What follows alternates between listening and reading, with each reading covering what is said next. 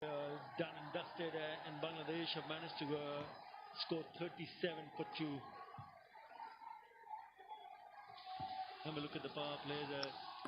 Monim Shahryar making his debut, played some good shots. This is the first one. Mohammad Naeem Sheikh getting trapped in front, but Monim Shahryar just kept on picking up boundaries. He was looking, shaping up well when he attempted to play that shot. Immediately he went for the review, but in the end there was no back. So he was gone.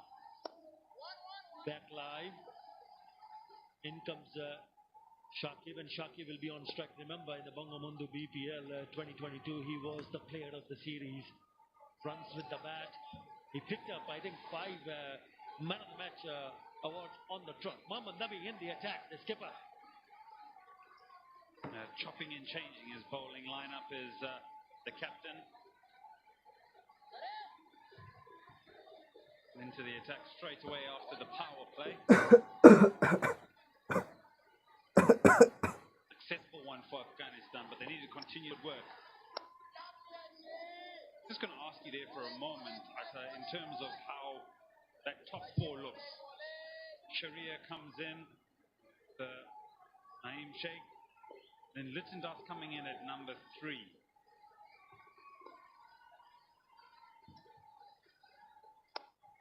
Yeah, I think they're looking at a different combination. Shakib coming up number 4, usually bats at number 3. Remember, he bats better than number 3, but he did bat up and down for Fortune Borisha. It all depends how the team management decides and feel that, yeah, this is the right combinations to go about.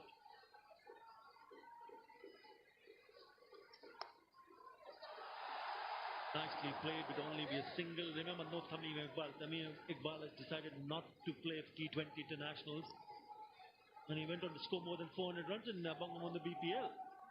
Yeah, having said that, I would have gone with Littendas and Sharia opening, and then Sakib at number 3, because you want your key players. I mean, look at how Littendas goes about his work. Dangerous player. And then you have the exciting debutant as well, and then Sakib coming in at number 3, just to keep that continuity and that extra inside the power play. Down the wicket, straight over the bowler's head. They'll come back for the second. Oh, they might just come back for the third. What was he trying to do? He was just trying to flick it back to the fielder, and the ball was nowhere close to that fielder. Yeah, this is getting a little excited. This is when you're trying to do too much. Slide, pick up, throw. Well, I'm going to be a bit more exuberant, maybe a bit more exciting. Rashid Khan wasn't even thinking of maybe parrying that ball in and then catching it and throwing it into the keeper's end or the bowler's end. Shouts of catch it, but there is a man at the deep who will cut it off, so pick up 2 more. So moving on. 8 runs in that over. After 7, Bangladesh 45 for 2.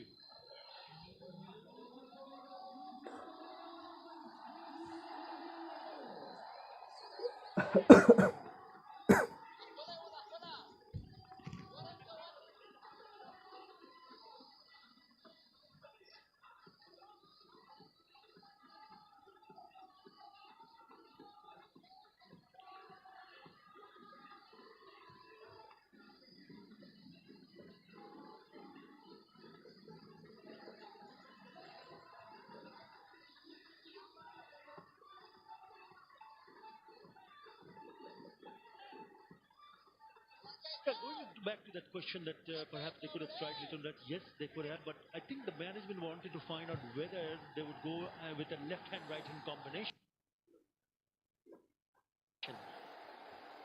Maybe because of that. But remember, Mohammad Naeem Sheikh did not score too many runs in the recently concluded Bangamundu BPL 2022. So a lot of things are thought over. He batted number 3 most of the time. Shakib Al Hassan. Again, another spinner from the Spahani and Kais Ahmad. That's fair, Azhar. I think that's fair, and I think Mahmudullah also did say it at the toss, where it's a time to rebuild, it's a time to make various changes to see what combinations work before you get to that World Cup in October.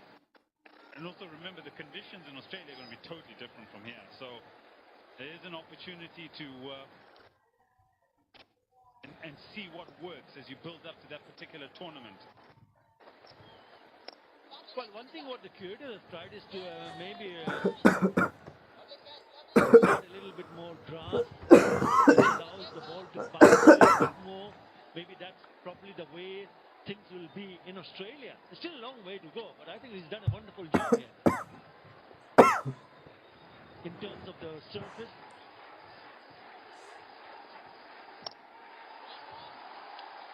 Will only be a single.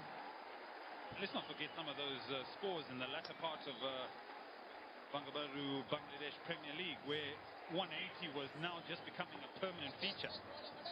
There's the surface, live grass.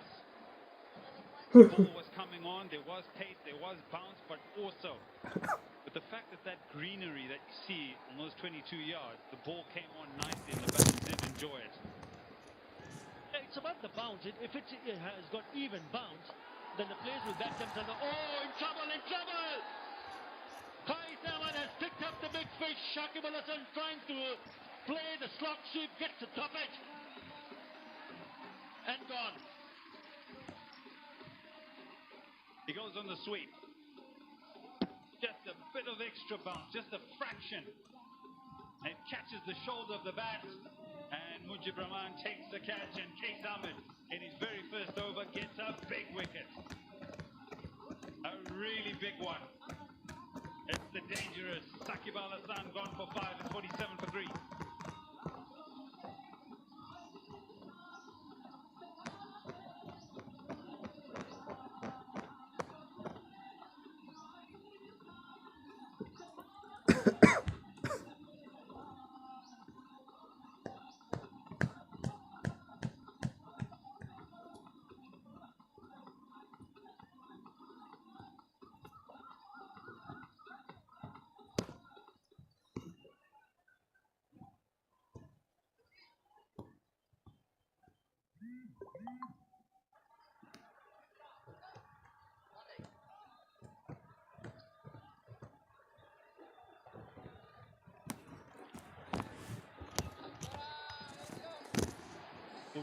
For 3, in comes the skipper, Mahmudullah.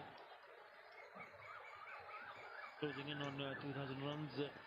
He will need to play a special knock, 650s, best of 64 and unbeaten 64 in this format for him.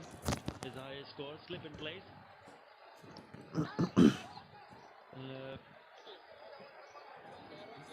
Gets off strike with a single. He's here because of this. A little bit of extra flight. A little bit of extra bounce, draws Sakib on to the sweep, and comfortable catch for Mujib. That is a massive moment in this particular T20 international. Still a long way to go. I always feel in T20 cricket there's still so much time in the game to resurrect the innings. Maybe a single of the last ball. He also becomes the second bowler in this match to pick up a wicket of his very first over. First one was Rashid Khan, this time Kai Saman. Successful one, 49 for 3.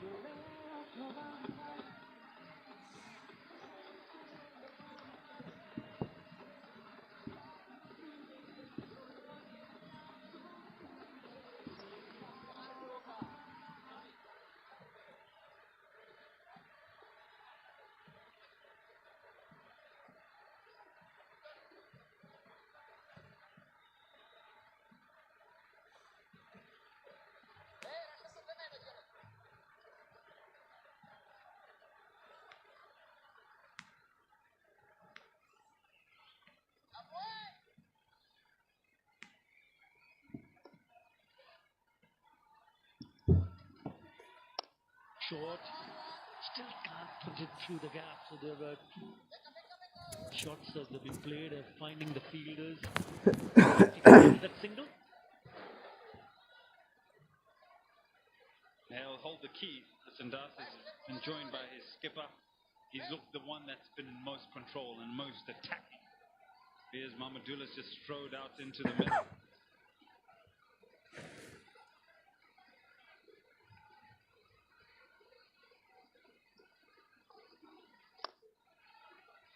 It's a low full toss, got straight down for a single, so another single. Singles are fine because you keep on rotating the strike. Well, I've seen loads of venues hosting a lot of T20 international matches. And in terms of the